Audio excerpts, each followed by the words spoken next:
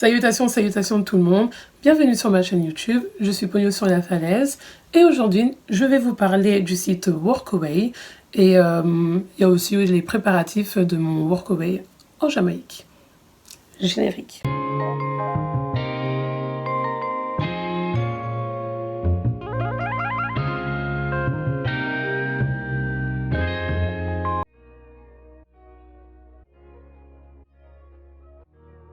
Le site Workaway, c'est une plateforme en fait de recherche qui te permet en fait de trouver des hôtes et des hôtesses dans le monde entier pour tout type d'aide.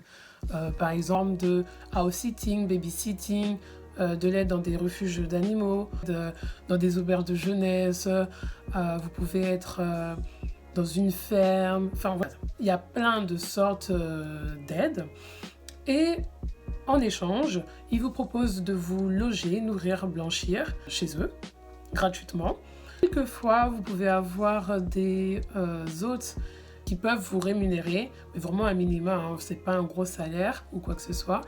Ou sinon, au contraire, de vous demander une petite contribution.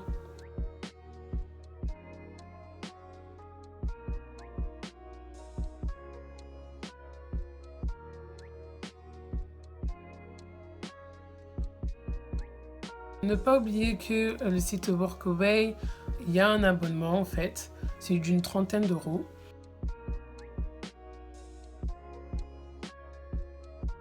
À quel genre de personnes pourrait convenir l'expérience Workaway? En tout cas, ça c'est mon avis, hein. Mais c'est plutôt des personnes qui sont vraiment aventurières, enfin pas vraiment, mais qui sont un tout petit peu aventurières en fait, un minimum, qui souhaitent découvrir la vie locale dans un pays, qui s'en fout un tout petit peu du confort. Après voilà, même si tu aimes bien avoir ton confort, si tu es vraiment du genre, je voudrais avoir mon air conditionné, mon ventilateur, je veux être seule et tout le tralala, je pense pas que ça soit vraiment quelque chose qui te conviendrait. Je dis pas que dans les endroits où tu peux faire une expérience Workaway, c'est pas confortable ou quoi que ce soit, mais je pense que tu seras amené à partager ta chambre avec d'autres volontaires, à devoir parler, à devoir partager. Donc, ouais, je pense que c'est pas fait pour tout le monde. J'ai décidé de faire une expérience Workaway pour 3 raisons. Donc la première en fait c'est par raison financière. Tu ne payes pas grand chose en fait pendant ton voyage. Bon après tu travailles mais pour le coup ouais financièrement si tu tombes sur un Workaway qui te rémunère, bon je trouve que c'est quand même pas mal. Si tu as juste à payer une petite contribution, je trouve aussi c'est pas mal. Donc voilà, ça va pas être au-delà, enfin ça va pas être comme si tu prenais des hôtels tout le temps quoi. Deuxième raison, la deuxième raison donc c'est vraiment être dans l'immersion, en vivant plus ou moins comme une locale, d'apprendre un peu plus aussi de la culture dans le pays où tu seras. Donc voilà, je trouve que c'est super important. Et la troisième raison, c'est plus facile aussi de socialiser. Faut dire ce qu'il y a, hein, c'est facile.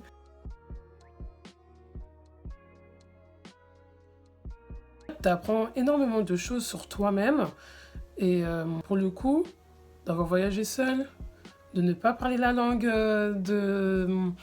du pays, tu essaies de te confronter à la vie, quoi. C'est un peu bizarre de dire ça, mais ouais, ça te permet de voir comment tu peux te débrouiller dans un pays que tu ne connais pas, tu connais pas les gens, tu connais pas la langue.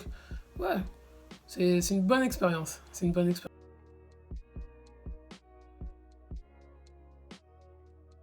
Et du coup, au final, mon choix s'est orienté vers la Jamaïque pour faire ma première expérience Workaway et ma première expérience en tant que voyageuse solo, quoi.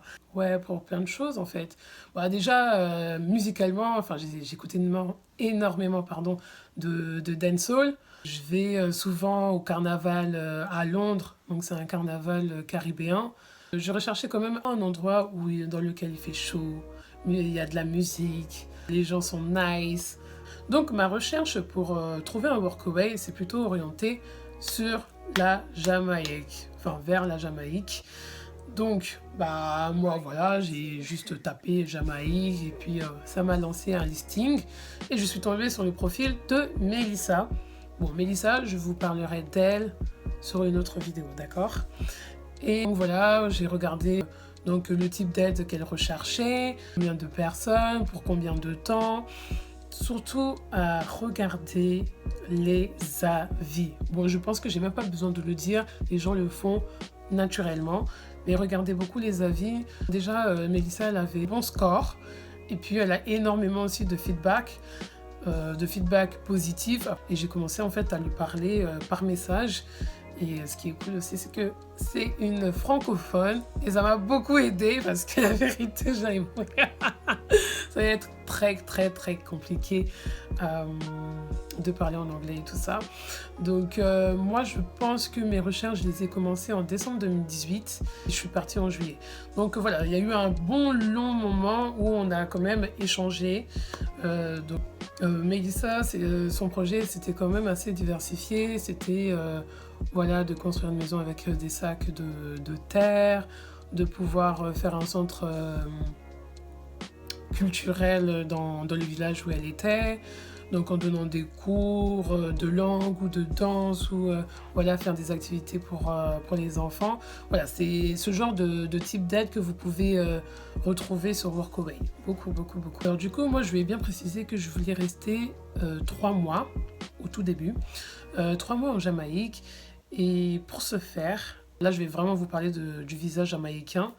Normalement, avec le passeport français, tu peux rester sur le terrain jamaïcain pendant 30 jours sans visa. Par contre, si tu veux étendre pardon, ton séjour, tu dois faire une demande au niveau de l'ambassade de Jamaïque en Belgique, parce qu'en France, il n'y en a pas, ou je crois dans le sud.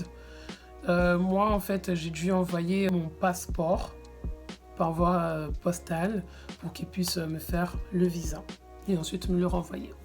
Donc dans les papiers qu'ils demandent, bon, tu as le billet d'avion, ils demandent chez qui tu vas, il faut une preuve de réservation dans des hôtels, puis voilà. Après il y a d'autres choses, mais je vais vous le mettre sur la barre de description.